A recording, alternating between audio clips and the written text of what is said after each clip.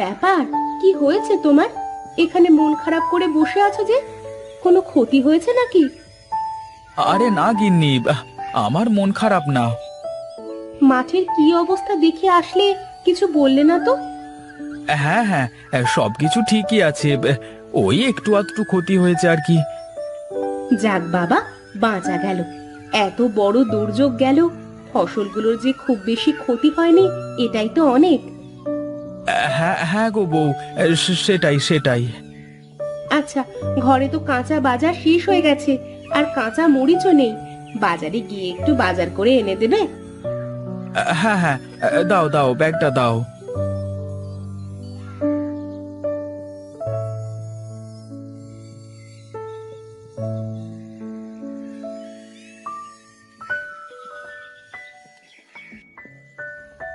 আচ্ছা তুমি থাকো, হ্যাঁ, আমি বাজার থেকে ঘুরে আসি একটু।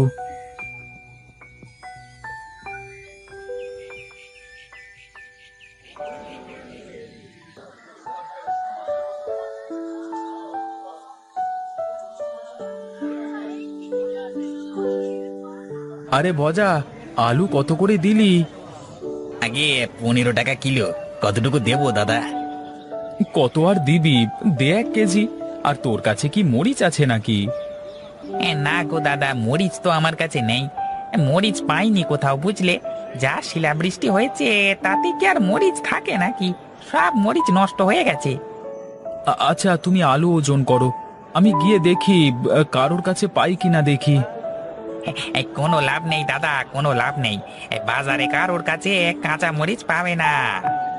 তাহলে আর কি করব, আমাকে আলুই দাও, আর বেশ কয়েক কাঠি শাক আর পেঁপে দিয়ে দিও, কেমন? আচ্ছা দিচ্ছি। এই নাও। তা দাদা, তোমার কত টাকা হয়েছে, আমাকে একটু হিসেব করে বলো দেখি। তোমার 40 টাকা হয়েছে দাদা, বুঝলে।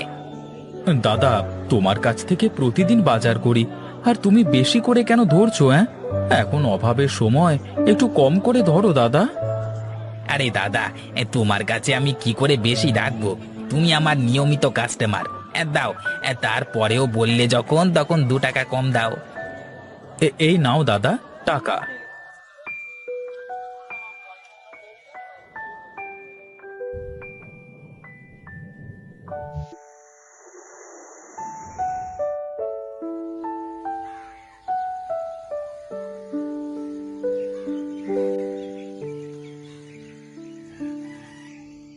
এই যে শুনছো, অনেক বেলা হয়ে গেছে, ওঠো। সারা রাত ঝড় বৃষ্টি হয়েছে।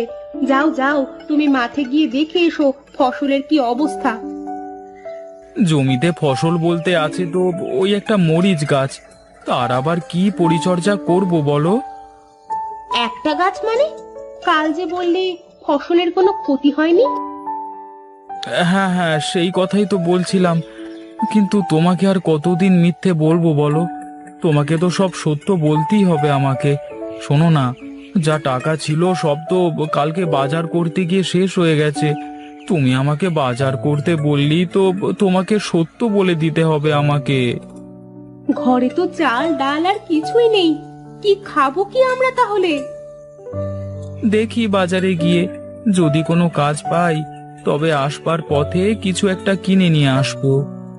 আচ্ছা ঠিক আছে, আমি রান্না করে রেখেছি। ঘরে যা বাজার আছে তা দিয়ে দুদিন চলে যাবে আমাদের। তুমি হাত মুখ ধুয়ে এসো, আমি খেতে দিচ্ছি তোমাকে।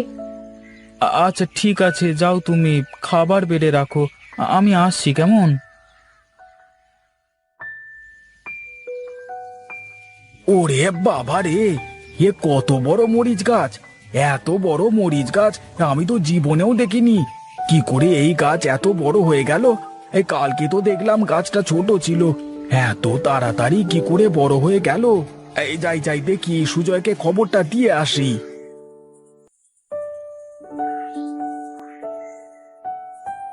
এই সুজয়, এই সুজয়, এই তাড়াতাড়ি বাইরে আয়। কি রে গোপাল, তুই এখানে কি করিস আর হাঁপাচ্ছিস কেন? কি হয়েছে তোর? এই ওরা অশোন না, এই আমার সাথে তুই একটু তোর জমিতে চল, তাহলেই সব বুঝতে পারবি যে কি হয়েছে। আরে আমি সকাল থেকে কিছুই খাইনি, কি হয়েছে বল না। হে হে, তোর জমিতে একটা মরিচ গাছ বিশাল বড় হয়ে গেছে, আর তাতে অনেক মরিচ ধরেছে। বলিস কি রে, তোর মাথা ঠিক আছে তো? মরিচ গাছ রাতারাতি অনেক বড় হয়ে যায় কি করে? পাগলামি না করে কি কাজে এসেছিস বল আমাকে। ভাই ভাই, আমার কথা বিশ্বাস কর ভাই, একবার তুই জমিতে চল। আরে গোপাল ভাই এত করে যখন বলছে তখন চলো না, গিয়ে দেখি না কি হয়। বেশ বেশ, চল গিয়ে দেখি। চলো, আমিও যাব তোমার সাথে।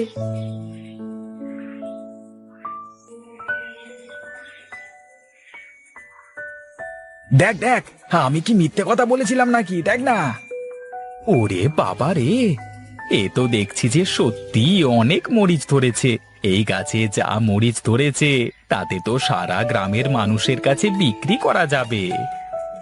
হ্যাঁ হ্যাঁ, সে আর বলতে, হে তুই তো এবার বড় লোক হয়ে যাবি। বড় লোক হবার আমার কোনো ইচ্ছে নেই। আমি এই গাছের মরিচ অল্প দামে বিক্রি করব, যাতে সবাই মরিচ কিনতে পারে। হ্যাঁ সত্যি সুজয়, হ্যাঁ সত্যি তুই মহান।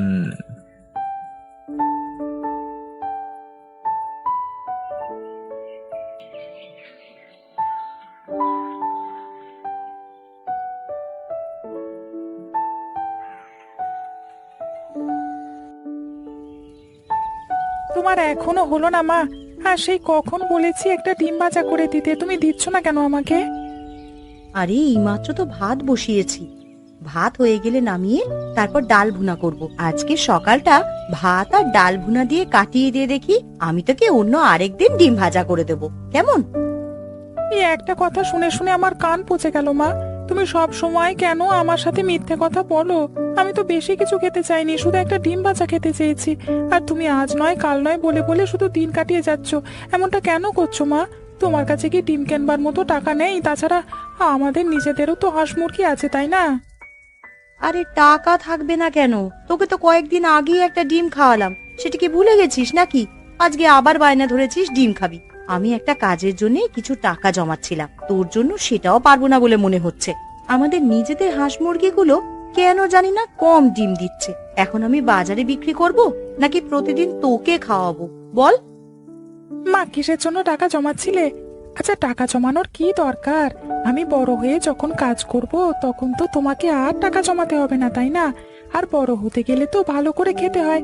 আমি আর কোনো কথা শুনতে চাই না মা, আমাকে একটা ডিম দিতেই হবে। আচ্ছা ঠিক আছে, এই ডাল ভুনাটা হয়ে গেলেই তোর জন্য একটা ডিম ভাজা করে দেবো। তবে আমাকে কথা দিতে হবে, এই কয়েকদিন পর পরই ডিম খাওয়ার জন্য এমন বায়না আর ধরবি না। আমার জন্য ডিম না খেয়ে থাকাটা খুব কষ্টের হয়ে যাবে মা। তবে তুমি যেহেতু বলেছো তাহলে তোমাকে কথা দিলাম যে বায়না করব না, কিন্তু তোমাকেও আমার কথা দিতে হবে যে মাসে অন্তত 8টা ডিম ভাজা আমাকে খাওয়াবে। আচ্ছা ঠিক আছে, খাওয়াবো।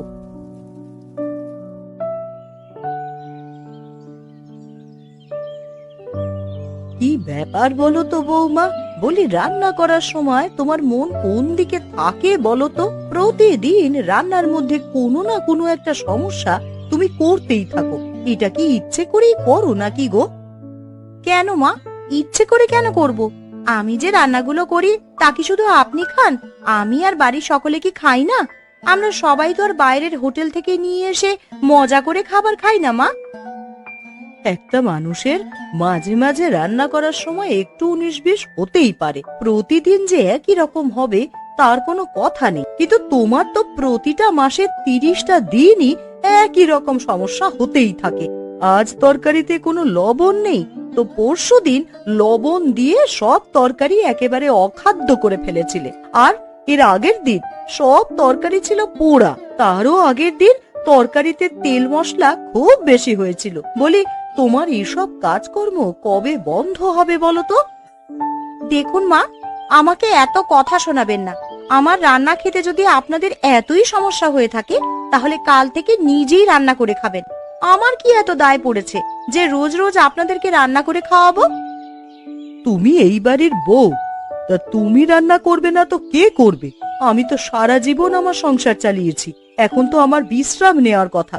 তারপরেও তো আমি বাইরের সমস্ত কাজ এক হাতে করি। তুমি শুধু চামচ নাড়িয়ে নাড়িয়ে এই রান্নাটুকুনি করো, তারপরেও এত অভিযোগ তোমার। আমার কাছে মনে হয় এই সংসারের প্রতি তোমার কোনো মনই নেই, তুমি সব সময় অন্য কিছু একটা ভাবতে থাকো। থাক, বুঝেছি। আপনি তো আমাকে দু চোখে দেখতেই পারেন না, তাই এত কথা বলছেন, তাই না? আপনি একাই খান, আমি খাবো না। আপনার কথা শুনেই আমার পেট ভরে গেছে। আজ আসুক আপনার ছেলে, তার কাছে আমি সমস্ত কথা বলবো। আপনি রোজ রোজ আমাকে রান্না বান্না নিয়ে খোঁটা দেন, এর একটা বিহিত না হওয়া পর্যন্ত আমি আর রান্নাঘরে যাচ্ছি না।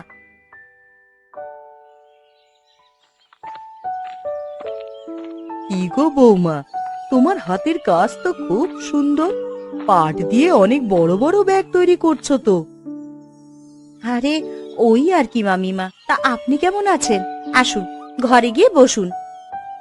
ঘরে গিয়ে আর বসতে হবে না, আমি বরং এইখানেই তোমার পাশেই বসছি। মামিমা, আপনি একটু কষ্ট করেই বসুন। সত্যি বলতে কি, আজকে এই পাটের ব্যাগগুলো আমাকে বাজারে গিয়ে দিয়ে আসতে হবে। আজকের তারিখেই সবগুলো ব্যাগ আমার জমা দেবার কথা ছিল, তাই আজকের মধ্যে যদি দিতে না পারি তাহলে আমার নামটা খারাপ হবে। আমি তো আমার নিজের সমস্যা থাকার পরেও চেষ্টা করি সব কাজগুলো সময় মতন করতে। হ্যাঁ, সেটাই তো উচিত। তো বৌমা, সুমন কোথায় গেছে? আর আমার নাতি রাজু, সে কোথায়? বাপ আর ছেলেমেলে বাজারে গিয়েছে হাঁস আর মুরগির ডিম বিক্রি করতে। ও আচ্ছা, তা তোমাদের তো অনেকগুলো হাঁস মুরগি ছিল গো, তা এখন তো আর দেখতে পাচ্ছি না ওগুলো। সারা দিন যে কোথায় কোথায় ঘুরে বেড়ায়, কি আর বলবো মামিমা। একদম সন্ধ্যার সময় ঘরে আসবে। দাও দাও তো দেখি, আমিও তোমার সাথে হাতে হাতে একটু করে দিই। থাক না মামিমা, আপনি শুধু শুধু কেন কষ্ট করতে চাইছেন? আপনি আমাদের বাড়ির অতিথি, যে কয়েকটা দিন থাকবেন পায়ের উপরে পা তুলে শুধু আদেশ করবেন, বাকিটা আমি সব করে দেব। না গো বৌমা, অতটা কপাল করে এই দুনিয়াতে আমি আসিনি।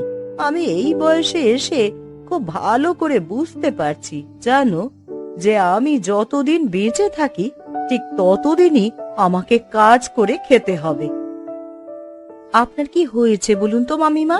আপনি কি কোনো কারণে আপনার বাড়ির লোকেদের সাথে রাগ করে এখানে এসেছেন? বাদ দাও তো বৌমা, ওসব কথা পরে বলবো। আচ্ছা বেশ, আমার তো সবগুলো পাটের ব্যাগ বানানো শেষ। এখন চলুন আমরা ঘরে যাই।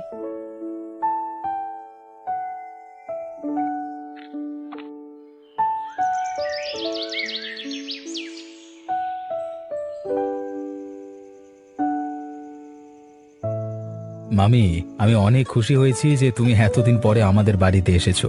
এই তুমি তো সংসার সংসার করে সারাটা জীবন কাটিয়ে দিলে, আমাদেরকে তো তোমার মনেই পড়লো না, তাই না? হ্যাঁ রে বাপ, সেটাই তো মনে হয় ভুল করে ফেলেছি। এতটা সংসারী হওয়া হয়তো উচিত হয়নি আমার।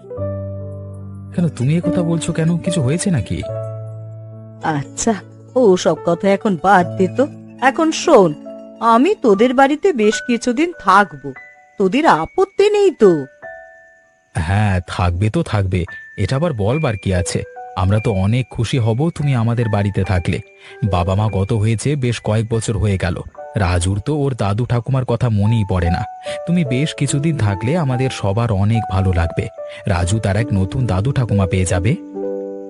আচ্ছা বৌমা, পাটের ওই ব্যাগগুলো তুমি বাজারের একটা দোকানে দাও, তাই তো?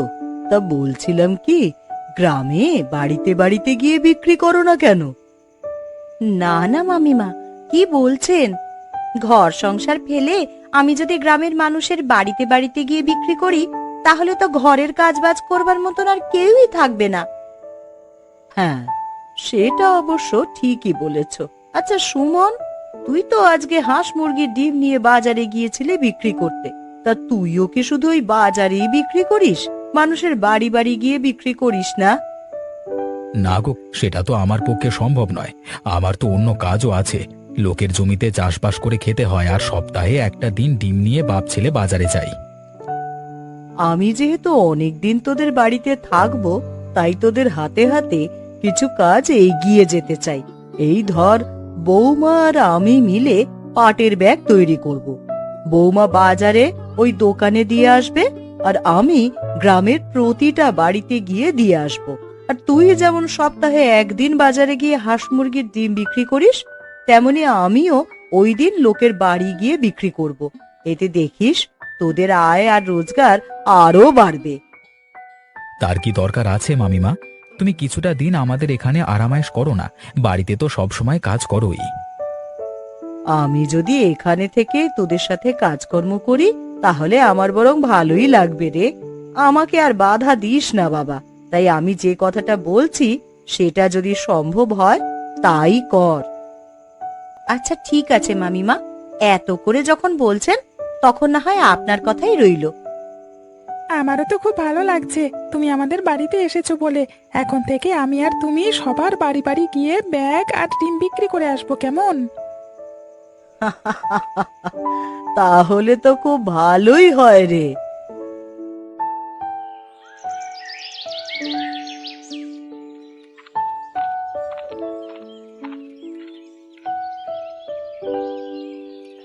কই গো, বাড়িতে কে কে আছো?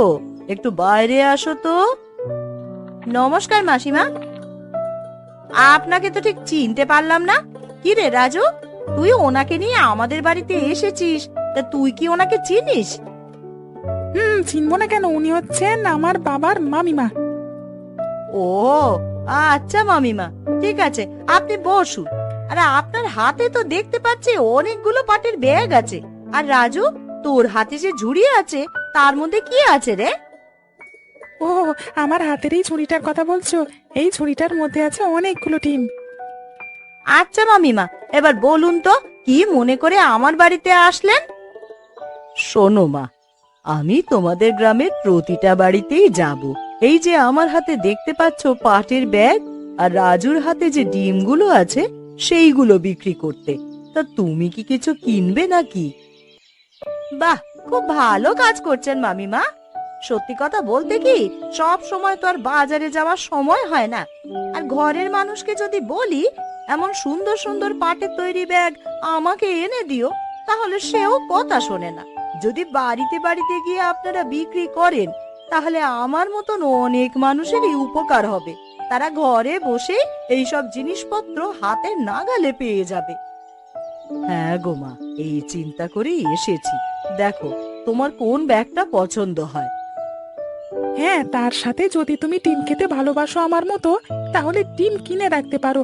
বাজারে হেঁটে হেঁটে যেতে তো কষ্ট হয়, তাই না? আমি এখন থেকে বাড়িতে বাড়িতে গিয়ে ডিম বিক্রি করব। তাহলে দেখবে তোমাদের কষ্ট আর হবে না। হি হি হি। খুব ভালো করেছিস রাজু। তো মামিমা, আপনার নিজের বাড়িতে কে কে আছে? বাড়িতে তো মা আমার সকলেই আছে। আপনি তো দেখছি খুবই কর্মঠ মামিমা। এই বয়সে এসেও সমান তালে কাজ করে যাচ্ছেন। এখন তো আমার মনে হচ্ছে আপনার দুটো সংসার হয়ে গেছে। এই তো রাজুদের সংসারে আপনি অতিথি হয়েও নিজের সংসারের মতোই সবটা সামলিয়ে নিচ্ছেন। আর আপনার নিজের তো আরেকটা সংসার আছেই। কথাটা তুমি দারুণ বলেছ তো মা। সত্যিই তো, আমার তো দেখছি দুটো সংসার হয়ে গেছে।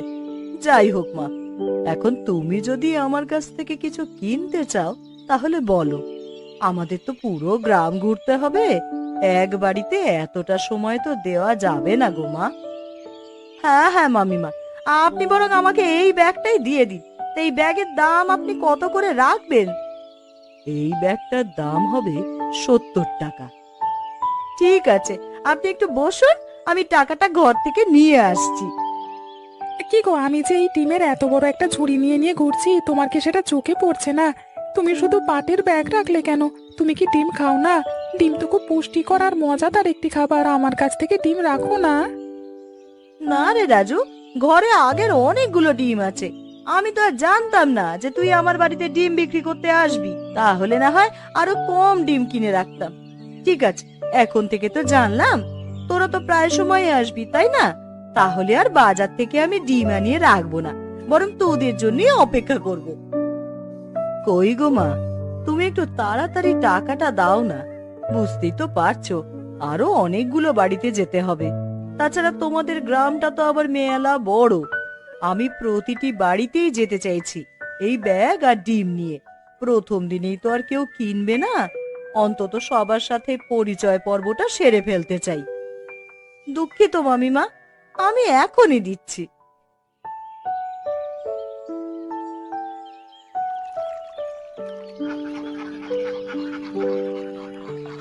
দেখেছেন মামিমা, আপনাকে বলেছিলাম না সারা দিন আপনি এই হাঁস মুরগিগুলোর কোনো খোঁজ পাবেন না, কিন্তু সন্ধ্যা হলেই সব একসাথে চলে আসবে। তাই তো দেখছি বৌমা, হাঁস মুরগিগুলো বাড়িময় ঘুরে বেড়াচ্ছে, ডাকাডাকি করছে আর খুঁজে খুঁজে খাবার খাচ্ছে। গ্রামের সৌন্দর্য তো এইগুলোই, এ দেখতেই আমার খুব ভালো লাগে। তাছাড়া তোমাদের এই পুকুর পাড়টা খুব সুন্দর করে সাজিয়েছো, চারিদিকে কত গাছ, তার সাথে রং বেরঙের ফুলের গাছও আছে। মামিমা, ফুল আমার খুব প্রিয়।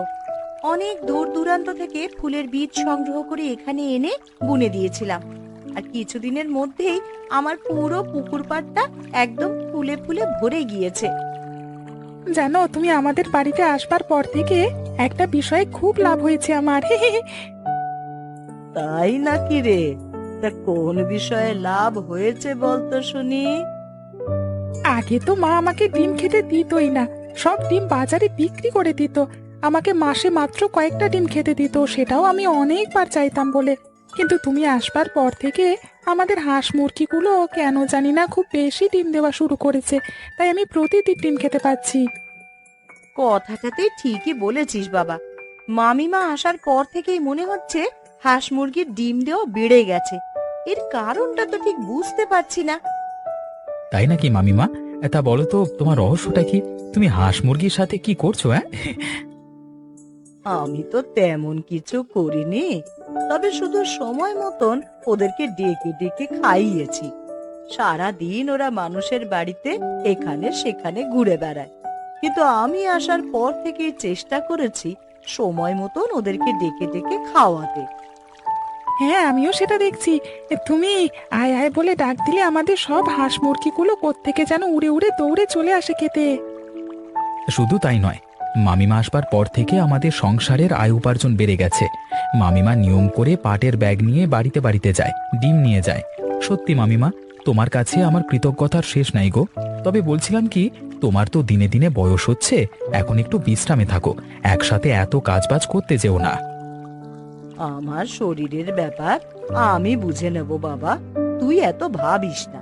এখন ঘরে চল, চারিদিক অন্ধকার হয়ে যাচ্ছে, আর পুকুরের চারপাশে গাছগাছালি অনেক বেশি আছে। এই দেখে মশাও চলে এসেছে এখানে, খুব কামড়ও দিচ্ছে। হ্যাঁ, একদম ঠিক। খুব বিরক্ত লাগছে আমার মশাদের গান শুনতে। হ্যাঁ, ছোট ছেলেটাকে নিয়ে বেশিক্ষণ এখানে থাকা ঠিক হবে না।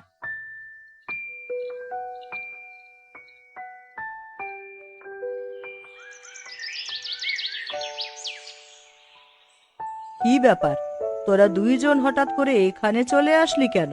আর আমি যে এই বাড়িতে আছি সে কথাই বা তোদের কে জানিয়েছে? মা, তুমি আর রাগ করে থেকো না, আমার অনেক বড় ভুল হয়ে গেছে। আমি আমার বউয়ের কথা শুনে তোমার সাথে ভালো মন্দ কথা বলে ফেলেছি। তুমি আমাকে ক্ষমা করে দাও মা, আমি কখনো আর এমনটা করব না। আমি আমার ভুল বুঝতে পেরেছি মা। মা, আপনি আমাকেও ক্ষমা করে দিন। আমিও না বুঝে আপনার সাথে অনেক খারাপ ব্যবহার করেছি। আপনি যতদিন আমাকে ক্ষমা না করবেন আর বাড়িতে ফিরে না যাবেন, ততদিন আমি নিজেকে ক্ষমা করতে পারবো না মা। মামিমা, ওরা কি বলছে আমি তো কিছুই বুঝতে পারছি না। এত কিছু ঘটে গেছে, আমি তো কিছুই টের পেলাম না। আরে তুমি কেন বুঝতে পারছো না? এটা তো খুবই পরিষ্কার যে মামিমা আমাদের বাড়িতে ওদের সাথে রাগ করে চলে এসেছেন। আর কেন রাগ করেছেন সেটা তো ওরা নিজের মুখেই স্বীকার করেছে। কিন্তু এতদিন হয়ে গেল, তুমি তো কখনো কোনো কিছু আমাদের সাথে ভাগ করে নিলে না, মনে মনে কষ্ট পেয়ে চুপ করেছিলে। নিজের ছেলে আর ছেলের বউকে নিয়ে কোনো মাই চায় না বাজে কথা বলতে, তাই আমি চুপ করেছিলাম। তুমি বলো মা, তুমি কি আমাদেরকে মাফ করেছ? তোদের ওপরে আমার কোনো রাগ নেই বাবা। যা কিছু হয়েছে ওটা আমার কপালে লেখা ছিল, তাই হয়েছে। এই নিয়ে তো কোনো অভিযোগ আমি কারোর প্রতি রাখিনি। আপনার যদি কারোর উপরে কোনো অভিযোগ নাই থাকে মা, তাহলে আজকে আমাদের সাথে আমাদের বাড়িতে চলুন। আমরা এতদিনে আপনার অনুপস্থিতি হাড়ে হাড়ে টের পেয়েছি। আসলে মাথার উপর থেকে যখন একটা বট গাছ সরে যায় তখনই কেবল সেই বট গাছের মূল্যটা বোঝা যায়। আপনি কিভাবে এতদিন আমাদেরকে ছায়া দিয়ে রেখেছিলেন, আগলে রেখেছিলেন, সেটা আপনি থাকাকালীন বুঝতে পারিনি মা। হ্যাঁ হ্যাঁ মা, তোমার বৌমা সঠিক কথাই বলেছে। চলো না মা, চলো আমাদের সাথে। আমরা আর অপেক্ষা করতে চাই না, তুমি এখনই চলো। আচ্ছা, তোরা এভাবে কষ্ট পাস না, দাঁড়িয়ে না থেকে এখানে বস। মামিমা তো বললো তোদের উপরে আর কোনো রাগ নেই। এখন তোরা একটু শান্ত হতো। মানুষ যখন অন্যায় করে তার ভুলটা বুঝতে পারে তখন তো ওপরওয়ালা তাদের ক্ষমা করে দেন। আর সে তো তোদের মা, মুখে কিছু না বললেও মনে মনে ঠিকই তোমাদের ক্ষমা করে দিয়েছেন। এত অস্থির হোস না তোরা। কই কই মা তো নিজের মুখে কোনো কথাই বলছে না। আরে চুপ কর তো গাধা, সব কথা কি মুখ ফুটে বলতে হয় নাকি? মামিমার চোখ দেখে তুই কিছু বুঝতে পারছিস না? আজ কতটা দিন পরে মামিমার মুখে আমি হাসি দেখতে পাচ্ছি, চোখে মুখে শান্তি আর প্রশান্তি দেখতে পাচ্ছি। আর তুই নিজের ছেলে হয়ে সেটা বুঝতে পারছিস না কেন রে? আচ্ছা ঠিক আছে, এখন আর শুধু শুধু কথা বলে লাভ নেই। তোমরা সবাই বসো তো দেখি, আমি তোমাদের জন্য খাবারের ব্যবস্থা করছি। আজ সবাই মিলে দারুণ এক খানাপিনা করব। অনেক দিন পরে তোমাদের পেয়েছি, আজ এত তাড়াতাড়ি ছাড়ছি না। যা বলেছ, তারা তো খুব ব্যস্ত মানুষ হয়ে উঠেছে। এখন এইদিকে তো আর তাদের আসবার দরকারই হয় না, তাই না?